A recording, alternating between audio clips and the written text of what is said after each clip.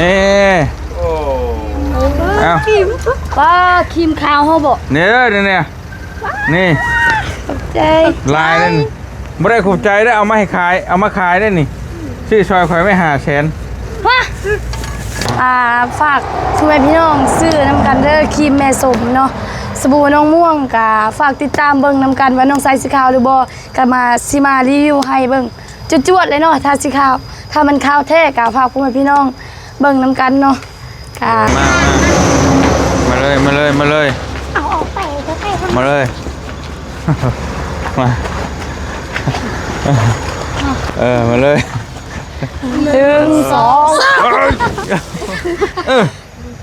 2น้ำมันเด้อผู้ใดรถมันน้ำมันก็ฝากซื้อได้เด้อน้ำมันตุก25,000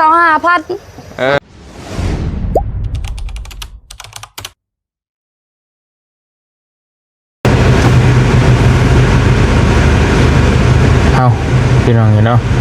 วันนี้บ่เตียงก็เปิดภาพมาก็อยู่เพื่อนน้องใส่พี่น้องคือเก่าเนาะพอดีบ่เตียงสิแวะหาน้องใส่ก่อนพี่น้องเอาเครื่องเอาของมาฝากคนก่อนเนาะเด้งเลยสบายดีเด้อพี่น้องทักทายสบายดีพี่น้องเบิดสุขทุกคนเนาะปั่นยังเฮยน่ะเงินปั่นเงินยังฮะปั่นเงินบอลี่ให้บ่สบายดีล่ะแล้วว่าซิเมื่อแล้วบ่ฮะแล้วว่าซิเมื่อแหละอยู่ยังในบ่เมื่อไว้แท้เฮ็ดยังกินฮอดบ่ก็จะบอกถึงแต่เช้านี่ก็บ่ได้บ่เมื่ออื่นนะเขาสิหาหน่อไม้ให้ตัวจะเว้านะเสียงตัวมีน่ะใช่บ่มีเสียงไปเบิดล่ะตัวจะเว้าตัวสิมีแฮงหาหน่อไม้อยู่บ่พี่น้องเอ้ยเดี๋ยวสิไปตัดกล้วยให้นะสบายดีเลาะพูดแล้วบ่เอานะลูกบ่เอากล้วยน่ะไม่เอากล้วยตัวนั้นเฮาตัดปะฮะบ่เอาก็อย่าว้าวเฮาเสียใจเด้อยู่นี่คืออยู่ไสนี่มองนี่น่ะเสียใจได้เราเอาซะเอาให้บ่มัน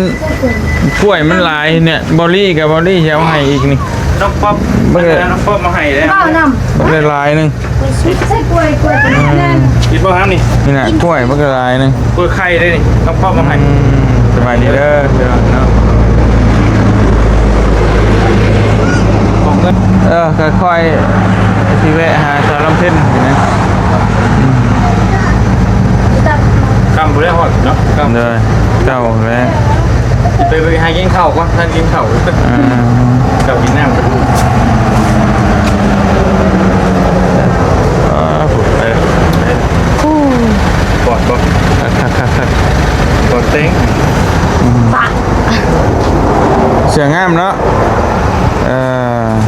ได้สีลายเปื้อนแล้วจะใช้เบอร์ยังหรอทำกันนะเบอร์เอ็ดเราใส่เบอร์เอ็ดที่ไว้ใส่เบอร์เอ็ดน้องไว้หิ้งหน่อยกว่าพี่น้องเนาะสีขาวงามบ่ได้กันเป็นสีขาวกำลังป๊อป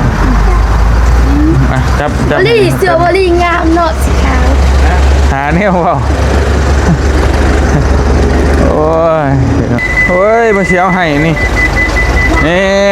โอ้ครีมป้าครีมขาวเขาบอกเนี่ยนี่ใจลายนั่นไม่ได้ขุบใจได้เอามาให้ขายเอามาขายได้นี่ชื่อซอยคอยไม่หาแสนเอาลูกคุณเมย์เราให้ค่อยใส่บ่ขนมกินให้เจ้าใส่แหละว่าโจ้ให้เจ้าใส่ให้เจ้ารีวิวให้พร้อมนี่ใส่พวกมันขาวแล้วก็รีวิวให้พร้อมได้เด้อ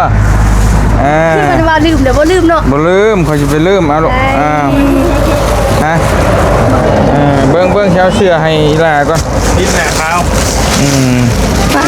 อันนี้ของฝากคนฝากมาให้เดี๋ยวเนาะ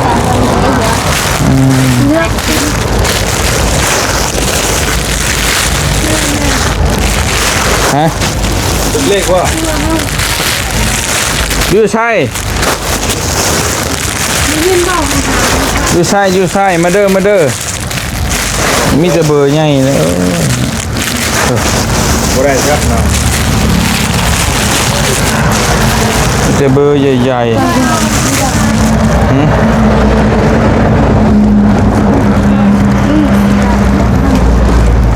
โอ้ดำก็มีเนาะ นี่นะเอามา โอ้ดำ ฮะสีแดงวะแต่มันบุคือ บ้านเนาะเดี๋ยวมันจะเยอะ คือบ่มีเบอร์น้อยวะ บ่เอ็ด เบอร์เอ็มนี่เลยเอาลูก เห็นได้อยู่ได้อยู่ เบอร์โตพอเอ็กเนี่ยต้องใช้เบอร์ยัง บ่ ดาว มีบอกหน่อยจะมี บุน้อยบ่มี บ่เอ็ดก็ได้ ชุดเลย ได้ก็ได้ น้อยชุดแล้วมันบ่มีที่นั่นมีแต่ XL XL เดี๋ยวหาเสื้อให้เพิ่นกัน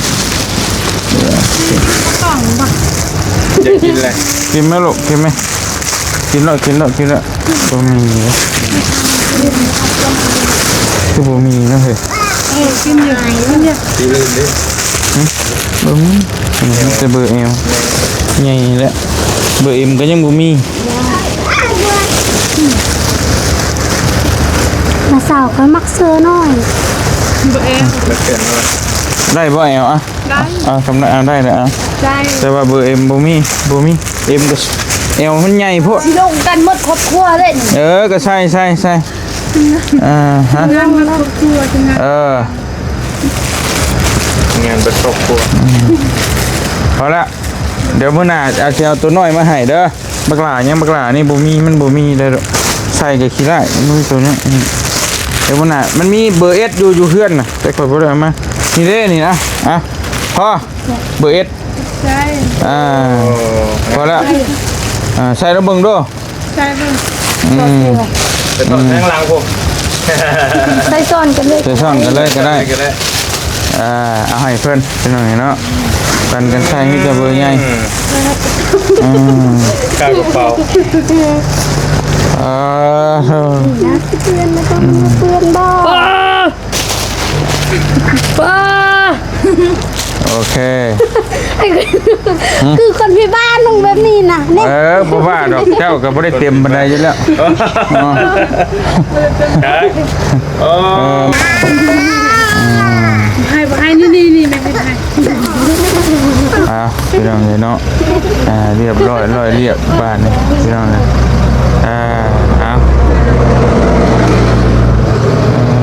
กันแดดใส่มึงดูดูบัง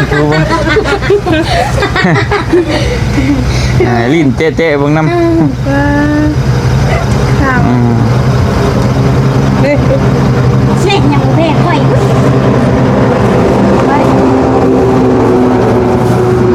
โอเคเจ้าเ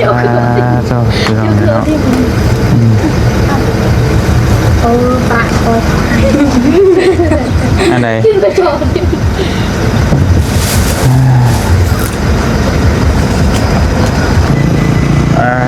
พี่น้องเนาะพากระทาครีมเซลระบาดทักบ่ฮะโอ้ตัวหายใจจะซื่น จะยินไหม ลองใส่น้องเบิ้ง เป็นไงก็ใส่ได้แบบนี้ ฮะจะได้แต่สิเป็นหยังตัวก็บ่ได้น้อยตัวเท่าล่ะ ว้า ใหญ่แล้วจะน้อยจะได้ดอกนี่เพิ่นบ่เด็กน้อยนะช้ำนี่เด็กน้อยช้ำโตนำบ่น้อยละพี่น้องเอ้ย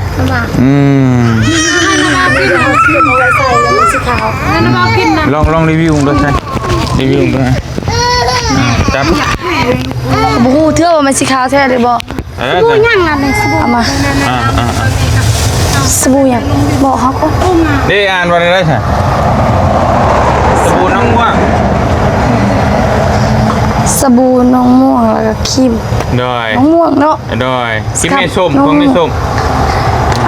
ฝากพ่อแม่พี่น้อง ครีมแม่สมเนาะ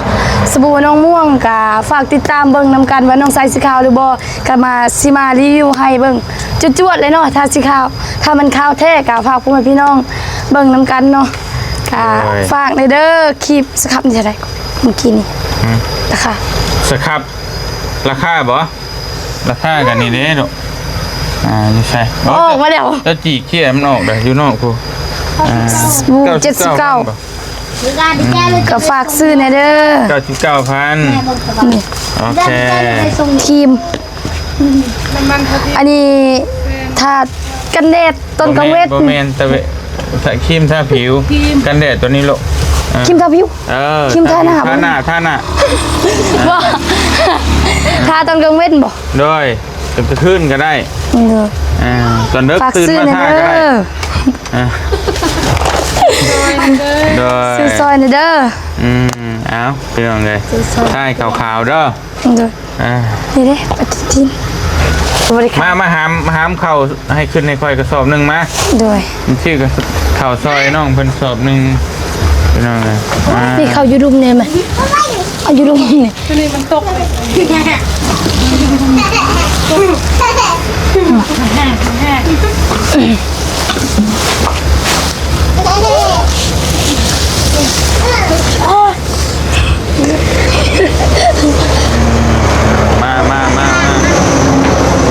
ย มาเลย เอาออกไปก็ไป มาเลย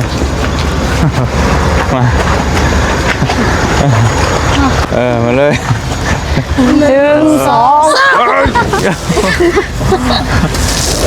2 ตูดเขาได้เลยหันกันตูดเขาโอเคโอเคได้ละกินเลยป่าน ไปตัดกล้วย ฮะ ไปตัดกล้วย ตัดกล้วยจะใช้มาแล้วนี่กล้วยนี่ได้ของบรี่เอาให้นี่ได้นี่ บ่นะสำนีซื่อ รอบหน้าเด้อ ๆเด้อขอบ รอบ ใจ หน้าจะว่าชิบอก เป็นทางปลอดภัยเด้อ จะให้เจ้าโอเคให้เจ้าตัดไว้แหละลีไว้พร้อม เด้อ เพราะว่าแบบนี้ก็เอาเมื่อเพื่อเขาเทือนมันซ้ำเบิดนะ เด้อ ได้รอบหน้าแล้วให้เดี๋ยวบ้าชิบอกให้เจ้าตัดเอาเป็นวีไว้ เด้อ ใส่กระสอบไว้พี่น้องเนาะยังกันขายน้ำมันบ่เนี่ย เด้อ โอเคตุกเท่าไรนี่ ตุก เอา สอง ขายน้ำมันดูขายน้ำมันตุกเท่าไรขายน้ำมันเจ้า ตุก5,000เด้อผู้ใดรถ ว่าเงี้ยก็ไม่ค่ากระเชียงไปใช้เบิดแล้วน้ำมันเด้อผู้ใดรถมันน้ำมันก็ฝากซื้อได้เด้อน้ำมันตุก25,000เสียงไปเบิดแล้ว เขาเสียงเขาบ่ได้ไปใส่เขากินน้ำหวานหลายโพด เห็นว่ากินหวานอยู่ไส้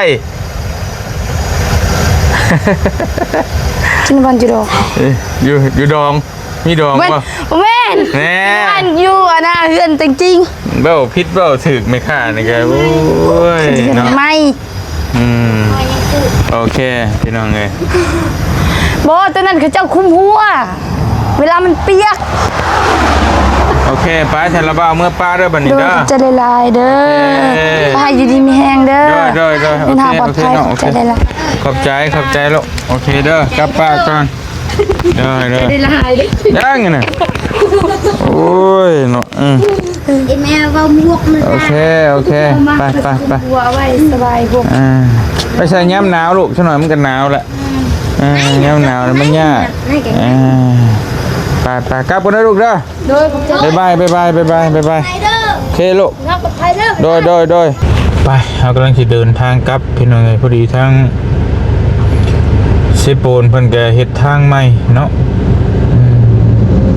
กำลังรถก็ติดอยู่เพิ่นกำลังบูรณะทางใหม่หรือว่าซ่อมแปลงใหม่แหละรถบรรทุกมันหลายพี่น้องเอ้ยก็เลยทางมันเพไว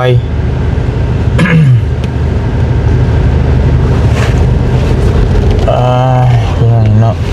โอ้ยนั่งตากแดดแท้น้ำเบาโอ้พี่น้องเนาะบ่มีหอดกันห่มกันเจาะพี่น้องเลยสู่ชีวิตต่อไปเนาะพี่น้องเลยสู่ต่อไปเด้อทุกคนชาวกรรมกรทั้งหลาย กำลังปูยางคนกุ้มอยู่นะเนาะดูใส่แรงงานกับสู้ๆพี่น้องเลย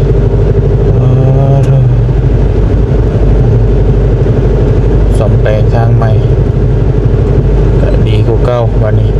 มันก็บอกเป็นคุมเป็นบ่อมันบอกขุขะเนาะเน้นนาอยู่พี่น้องเลย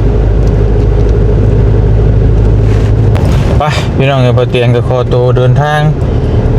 ลงเลาะลงก่อนวันนี้ขับรถขับลาก่อนเนาะพี่น้องเนาะจะไปแวะหาทางสาวลำเพ็ญกับน้องน้อยผู้ที่หนึ่งเข่าในคลิปก่อนๆนั่นแหละวันนี้ FC ฝากเงินมาให้เนาะให้ซื้อข้าวไปให้เพื่อนกระสอบนึงแล้วก็เอาเงินให้เพื่อนไปซื้อกินอยู่บ้านสาวลำเพ็ญอยู่เมืองพีนพุ่นแหละเนาะบ้านนาโพคำพี่น้องเลยเมืองพีนแขวงสนเขตเนาะไปขอตัวเดินทางก่อนอยู่ดีไม่แห้งบัดสู่ทุกคนสบายดีเด้อพี่น้องเด้อบ๊ายบาย